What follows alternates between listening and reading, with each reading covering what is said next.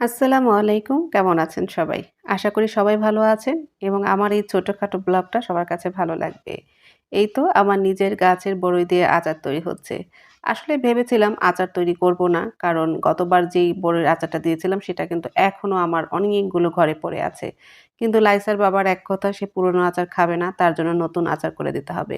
তো যেটা করেছি আচারগুলোকে ১ম এ আ কাঠের চুলায় জাল করে নিয়েছি। কারণ আচার তৈরি করতে অনেক সময় লাগে। তো কাঠের চুলায় ভালো করে সেটাকে জাল দিয়ে লবণ, চিনি দিয়ে জাল করতে, করতে যখন লালচে একটা কালার চলে এসেছে, সেই পর্যায়ে ঘরে নিয়ে এসেছি। ঘরে এনে তারপরে এখন কিন্তু জাল হচ্ছে না, এমনি চুলার উপরে রেখে দিয়েছি।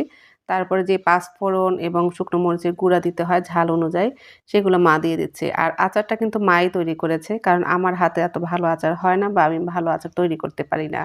তো এই দেখেন মার হাতের বড়ির আচারটা দেখতে কত সুন্দর হয়েছে। কালারটা দেখেছেন কত সুন্দর? আর খেতে কিন্তু মাশাআল্লাহ অনেক মজার হয়েছে। তো মার হাতের এই আচার আমরা সবাই মিলে খাবো। আজ এই পর্যন্তই। সবাই ভালো থাকবেন।